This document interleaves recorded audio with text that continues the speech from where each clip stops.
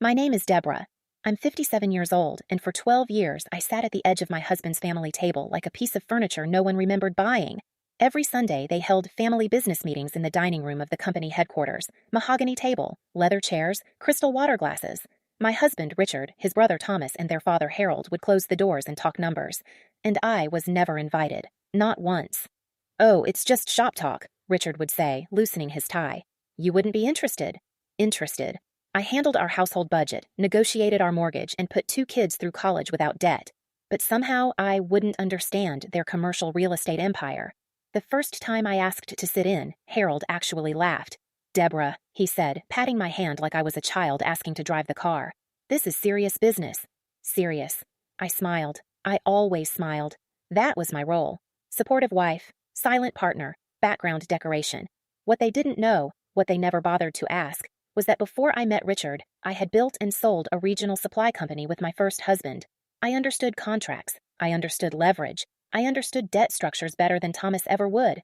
But they never asked, and I never corrected them. That was their first mistake. For years, I sat outside those closed doors and listened to the muffled rhythm of male voices discussing their empire. I brought coffee in on silver trays. I hosted their investor dinners. I memorized the names of board members and their wives. They thought I was just being helpful. I was studying them. You see, when people underestimate you, they relax. They speak freely. They reveal weaknesses. They show you where the cracks are. And there were cracks. Big ones. 3 years ago, during one of those meetings I wasn't invited to, I overheard something through the barely latched door. Cash flow problems. A refinancing deadline. A property over-leveraged beyond safety. I stood there holding a tray of coffee cups, listening to my husband's voice tremble for the first time in our marriage. That was the moment everything changed, because that was the moment I realized something they didn't. They thought I was excluded. They didn't know I was already positioning myself to own the room. And they definitely didn't know that within 18 months, they would all be working for me. But before I tell you how that happened, you need to understand what Richard did next. Because what he did after that meeting wasn't just disrespectful. It was betrayal. The night after I overheard that meeting, Richard came home later than usual. His jaw was tight. His tie was crooked. He didn't kiss me. "We're restructuring," he said flatly, pouring himself a drink without asking if I wanted one. "Dad thinks we may need outside capital." Outside capital. That's corporate language for "we're in trouble." I kept my voice soft. "What kind of restructuring?" He looked at me like I'd asked about football statistics. "Deborah, please. It's complicated." Complicated. I folded a dish towel slowly, carefully. "Is it dangerous?" He hesitated, and that hesitation told me everything. 3 days later, I found out what he hadn't told me. Not from him, from the bank. I had always handled our personal accounts. Always. But suddenly, a line of credit tied to our home had been adjusted. Increased. Without my signature. Without my knowledge. I drove straight to the branch manager, a woman I'd known for 15 years. She looked uncomfortable when she pulled up the file. "They used a spousal authorization waiver," she said quietly. A waiver. Richard had convinced me months earlier to sign what he called routine paperwork during a refinancing review. I hadn't read every line. After 32 years of marriage, you don't expect to be maneuvered. But I had been. He had leveraged our home, our retirement, to cover liquidity gaps in the family business. Without telling me. I didn't cry. I didn't confront him. I went home, made dinner, and asked about Thomas's golf game. I let him believe I was still unaware. Because here's what men like my husband don't understand. Silence is not ignorance. Silence is strategy. That night, while he slept, I opened my old contacts folder, the one from before Richard, before I stepped into the supportive wife role. I called an old colleague, Martin Keller, private equity, quiet, ruthless. "Deborah?" he said, surprised. "Haven't heard from you in 20 years. "I'm calling about a distressed asset," I replied. There was a pause, then a shift in his tone. Professional, alert. "Whose?" I looked down the hallway toward my husband's office. "Family-owned commercial real estate portfolio," I said calmly. "Over-leveraged. Refinancing deadline approaching." "And why are you telling me this?" "Because they excluded me. Because they underestimated me. Because they risked my security without my consent." But what I said was simple. "Because I'd like first right of refusal when it collapses." There was silence on the other end. Then Martin chuckled softly.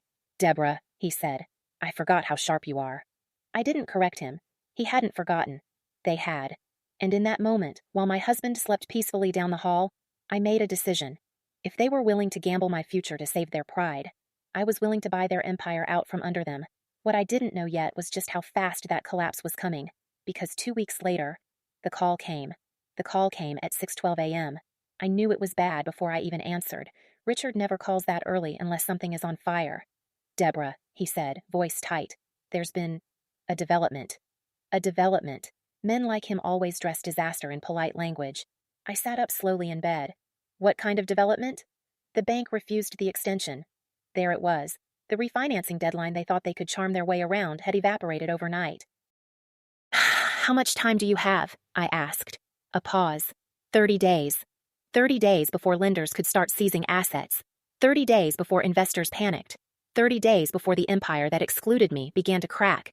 I kept my voice steady. "That sounds serious." "It's temporary," he snapped, defensive now. "Dad has a plan." Of course he did. Harold always had a plan, a loud one. But here's what I had learned over decades of watching from the sidelines. Harold's plans were built on ego. Mine were built on math. Later that afternoon, I attended one of their family dinners. The tension in the room was thick enough to taste. Thomas wouldn't make eye contact. Harold was barking into his phone between bites of steak. I poured wine, listened, watched. "Private lenders are circling," Thomas muttered. "Predatory ones." Predatory. I almost smiled, because one of those predators already had my number. Martin had called the night before. "They're shopping the debt quietly," he told me, "which means they're desperate."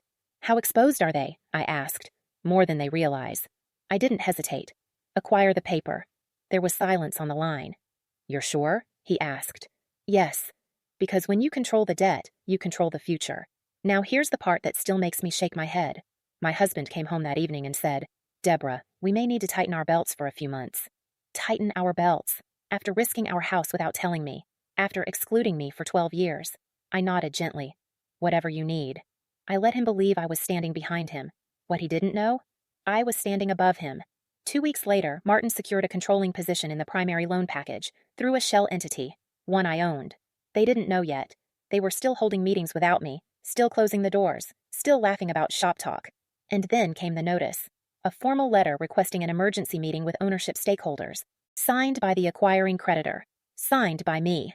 The day that letter arrived at their office, Harold called an emergency session. And for the first time in 12 years, they had to invite Deborah into the room. I will never forget the look on Harold's face when I walked into that room. For 12 years, I had carried coffee through that door. That morning, I carried a leather portfolio. The conference table was already full.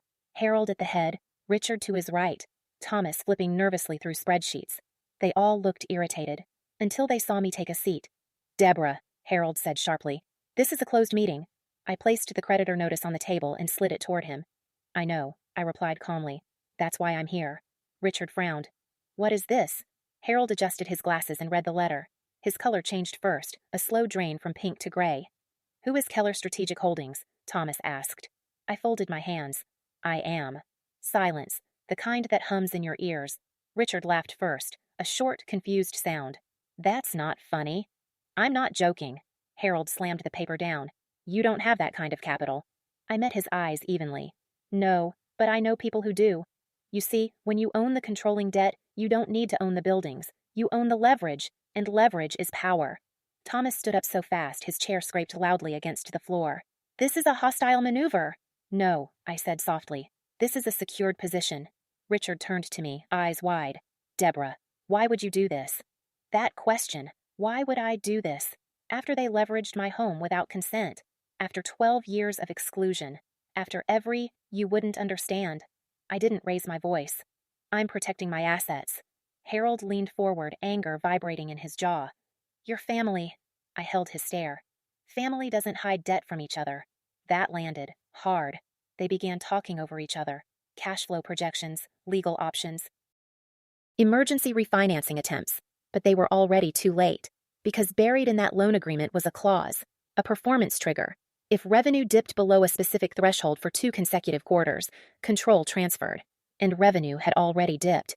Richard stared at me like he didn't recognize the woman he'd been married to for 32 years. "When did you plan this?" he whispered. I gave him the most honest answer I could. "The moment you decided I wasn't worth including." The room fell silent again. This time, not with confusion, with fear, because for the first time, they understood something. They hadn't excluded me. They had trained me. And now the 30-day deadline wasn't their problem. It was my clock. All I had to do was wait. But what happened next? None of them were prepared for, especially Richard. The next morning, Richard didn't go to the office. He sat at the kitchen table staring at his coffee like it had personally betrayed him. "You're going to pull this back," he said finally. Not asked. Said. I buttered my toast slowly. "Pull what back?"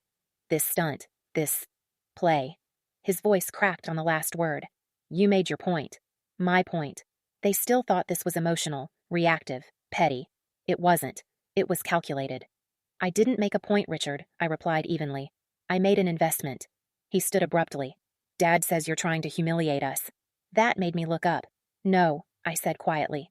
"You humiliated yourselves when you risked our home without telling me." He opened his mouth, closed it, opened it again. "That was business." "And I wasn't?" Silence. For the first time in our marriage, he didn't have an answer ready. That afternoon, Harold requested a private meeting with me. Not Deborah the wife, Deborah the creditor. We met in the same boardroom where I had once placed coffee cups carefully beside their elbows. This time, they were waiting for me. Harold's voice was tight but controlled. "What do you want?" Powerful men always assume there's a ransom, a price to make the threat disappear. I placed a single sheet of paper on the table, restructuring terms. "Step down as managing director," I said calmly. "Appoint professional oversight, open full financial transparency, and I retain majority voting control until stabilization." Thomas looked like he might actually faint. "You're asking us to surrender the company," he said. "No," I corrected. "I'm preventing liquidation." Because here's what they still didn't understand. If I forced default, I could dismantle everything, sell the properties, take the equity, walk away wealthier than any of them. But I didn't want ashes. I wanted control. Harold leaned back slowly. "And if we refuse?" I didn't blink. "Then the trigger clause activates in 11 days. The number hung in the air like a ticking clock. Richard looked at me differently now. Not with anger, not with disbelief, with something worse. Recognition. He was starting to see the woman he had married, the one he had ignored, the one he had underestimated. "You planned for us to fail," Thomas whispered. I shook my head gently. "No, I planned for you to underestimate me." That night, Richard slept in the guest room, not because I asked him to, because he didn't know how to lie next to me anymore. And as I lay awake in our bedroom, staring at the ceiling, my phone buzzed. A message from Martin. Revenue just dipped below the second quarter threshold. Trigger activates in 72 hours. I closed my eyes. Because in 72 hours, the company that excluded me for 12 years would legally belong to Deborah. 72 hours. That's how long it took for 12 years of arrogance to collapse. The boardroom was fuller than I had ever seen it. Attorneys, accountants, 2 outside advisors Harold had dragged in at the last minute like reinforcements in a losing battle. And me. I sat at the head of the table, not because they offered, because legally, it was already mine. Harold's jaw was clenched so tight I thought his teeth might crack. Thomas looked pale. Richard wouldn't look at anyone. The company's CFO cleared his throat. "As of this morning, the performance covenant has officially been breached for a second consecutive quarter." Breached. Such a small word for something so catastrophic. The room went still. Then every eye turned to me. "Well," Harold snapped, "what's your move?" My move. For 12 years, they never believed I had one. I opened my portfolio and removed the signed transfer documentation. "Effective immediately," I said calmly. "Keller Strategic Holdings is exercising its controlling rights under Section 14B. Thomas exhaled sharply. "You can't just take it." "I already did." The legal counsel confirmed it, quietly, without emotion. That was the moment it became real. Harold's empire, the one he had built, boasted about, weaponized, was no longer his. Richard finally spoke. His voice wasn't angry, it was shaken. "You're replacing us." I looked at him carefully. "I'm restructuring leadership." Harold slammed his fist on the table. "Over my dead body." I didn't raise my voice. "Then sell the properties into liquidation and watch your legacy get dismantled by strangers." Silence again. You see, pride collapses differently than buildings. Buildings fall fast. Pride falls in slow, suffocating waves. Harold looked smaller somehow, not weaker, smaller, because for the first time he wasn't commanding the room. He was asking for mercy. "What happens to us?" Thomas asked quietly. There it was. Not outrage. Fear. I folded my hands. "You can stay," I said evenly. "Under contract." Harold's head snapped up. "Under you?" "Yes." Richard swallowed. "In what capacity?" "Performance-based executive roles. Salaried, accountable, transparent." They stared at me like I had just rewritten gravity. 12 years ago, I was the woman outside the door. Now, I was the door. And here's the part no one expects. I didn't smile. I didn't gloat. Powerful men always assume there's a ransom, a price to make the threat disappear. I placed a single sheet of paper on the table, restructuring terms. Step down as managing director, I said calmly. Appoint professional oversight, open full financial transparency, and I retain majority voting control until stabilization. Thomas looked like he might actually faint. You're asking us to surrender the company, he said. No, I corrected. I'm preventing liquidation. Because here's what they still didn't understand. If I forced default, I could dismantle everything, sell the properties, take the equity, walk away wealthier than any of them. But I didn't want ashes. I wanted control. Harold leaned back slowly. And if we refuse? I didn't blink. Then the trigger clause activates in 11 days. The number hung in the air like a ticking clock. Richard looked at me differently now. Not with anger, not with disbelief, with something worse. Recognition. He was starting to see the woman he had married, the one he had ignored, the one he had underestimated. You planned for us to fail, Thomas whispered. I shook my head gently. No, I planned for you to underestimate me. That night, Richard slept in the guest room, not because I asked him to, because he didn't know how to lie next to me anymore. And as I lay awake in our bedroom, staring at the ceiling, my phone buzzed. A message from Martin. Revenue just dipped below the second quarter threshold. Trigger activates in 72 hours. I closed my eyes. Because in 72 hours, the company that excluded me for 12 years would legally belong to Deborah. 72 hours. That's how long it took for 12 years of arrogance to collapse.